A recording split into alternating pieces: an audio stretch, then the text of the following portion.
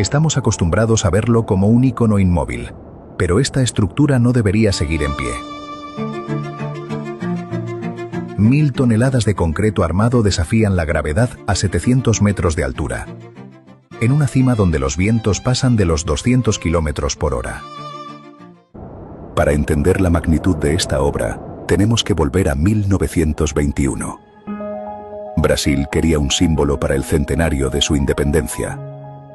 El monte Corcovado, el Jorobado, era la opción más lógica por su ubicación, pero la más loca para construir. Hablamos de una aguja de granito aislada, rodeada por selva tropical y golpeada por tormentas del Atlántico. El ingeniero Heitor da Silva Costa ganó el concurso, pero su primer proyecto era muy distinto. Imaginaba a un Cristo sosteniendo una cruz y un globo terráqueo. Pero la crítica fue brutal. Lo apodaron con burla el Cristo con el balón. Ese fracaso inicial llevó a Silva Costa a buscar una unión perfecta entre arte e ingeniería. La decisión final fue genial. La estatua misma se convertiría en la cruz. Un diseño Art Deco, sobrio, moderno, pero con un problema técnico enorme. ¿Cómo hacer que una estructura en forma de cruz resistiera vientos laterales de esa intensidad? En los años 20, la elección del material era el gran dilema. Muchos insistían en usar acero, como en la Torre Eiffel. Pero Silva Costa tomó una decisión arriesgada y poco común para su época: el concreto armado. El acero, expuesto al aire salino del océano, habría necesitado un mantenimiento imposible y se habría deteriorado en pocas décadas.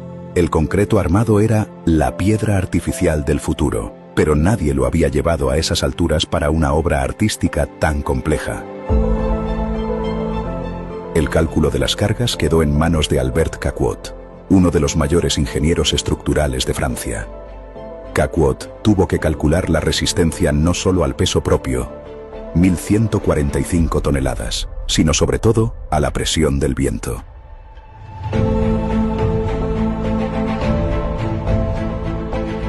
Los brazos extendidos del Cristo funcionan como una vela inmensa.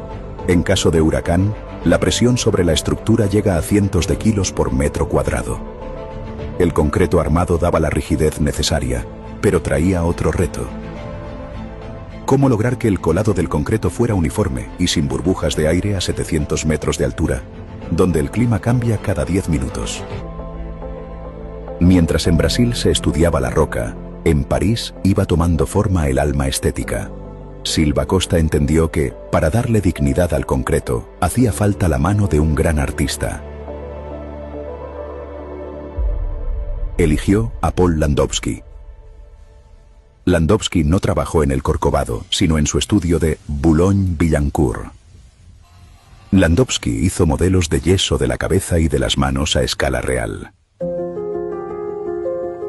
La cabeza mide 3 metros con 75 centímetros y cada mano 3 metros con 20.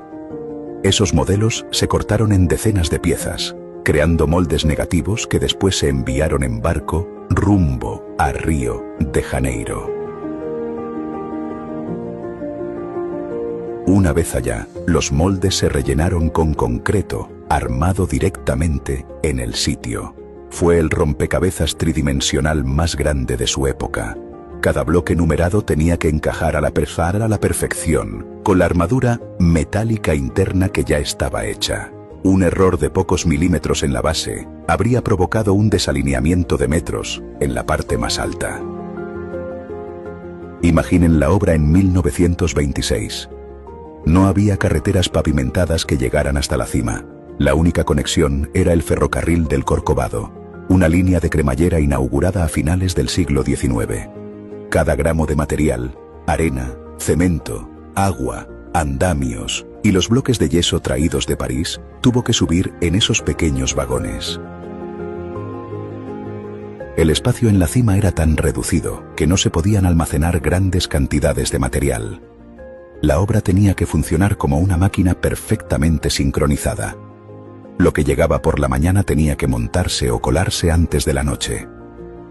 Los obreros vivían en un aislamiento extremo, muchas veces rodeados por nubes que volvían resbalosos e invisibles los andamios. A pesar de la ausencia total de arneses modernos y del peligro del lugar, no se registró ni una sola muerte durante los 9 años de construcción. Un dato técnico que para esa época roza el milagro. Muchas veces vemos al Cristo como un bloque sólido, pero técnicamente es un edificio hueco de 12 pisos. En su interior hay una compleja estructura de columnas y vigas diagonales, diseñada para repartir la carga hacia los cimientos, que están anclados directamente al granito de la montaña. Hay una escalera metálica interior que permite recorrer toda la estatua, desde los pies hasta los brazos y la cabeza. Los pasillos son estrechos y angostos. En el cuarto piso, a la altura del pecho, la estructura se abre en lo que es el corazón del proyecto.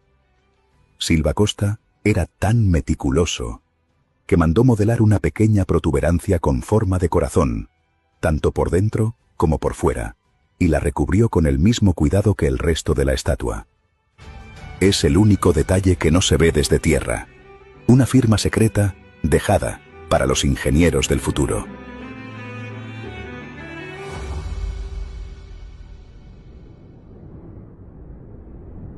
El concreto armado es resistente, pero también es poroso, y con el tiempo se agrieta por los cambios de temperatura. Silva Costa buscaba un recubrimiento que durara para siempre. Encontró la respuesta en la esteatita, o piedra de jabón, abundante en las canteras de Minas Gerais. Esta piedra tiene una característica única. Cuando se extrae, es suave como el talco, pero al quedar expuesta al clima, se vuelve muy dura e impermeable.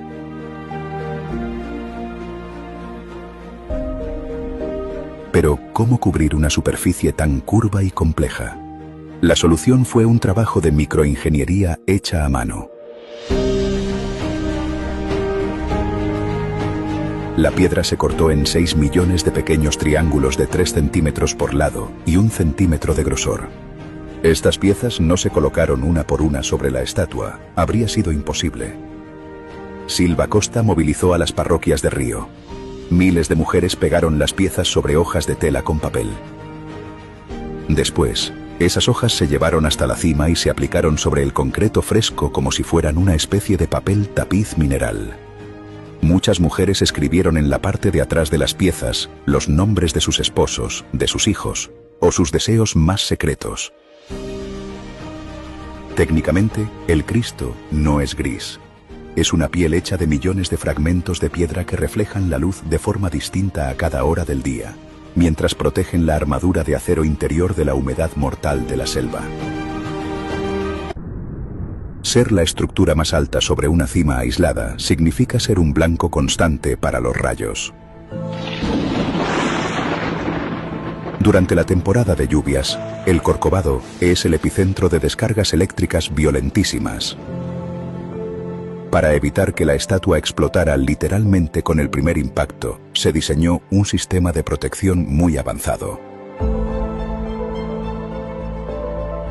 Toda la estructura interna funciona como una jaula de Faraday. Los pararrayos están integrados en la corona de la cabeza y en los dedos de las manos.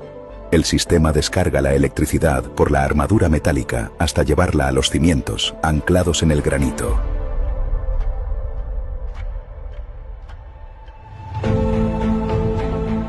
Aún así, la fuerza de los rayos tropicales es tan grande que muchas veces la piedra de jabón se vaporiza con el impacto. En 2014, un rayo especialmente fuerte destruyó el pulgar derecho. La reparación técnica pone la piel de gallina. Obreros especializados, que también son escaladores profesionales, tienen que bajar con cuerdas desde la cabeza de la estatua, caminar por los brazos extendidos sobre el vacío y reconstruir la punta del dedo con piedra de jabón, de la misma cantera original de 1930, guardada especialmente para las restauraciones.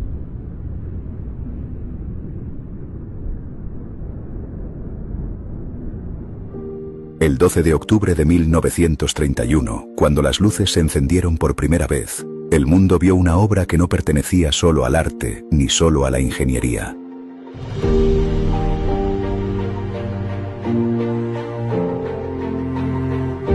El Cristo Redentor es una victoria frente al viento, la altura y el paso del tiempo. Es un coloso de 1000 toneladas que parece ligero como una pluma gracias a sus líneas Art Deco y a la precisión milimétrica de sus ensamblajes. No es solo un monumento, es el resultado de 9 años de cálculos extremos, de millones de piedras pegadas a mano y de una visión que convirtió una cumbre inaccesible en un ícono global.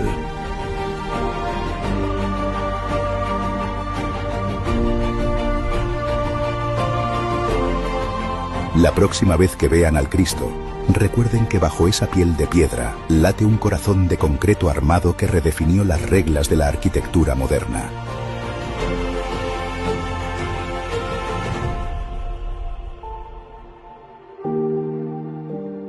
La ingeniería no es solo números, también es el valor de atreverse a soñar en vertical.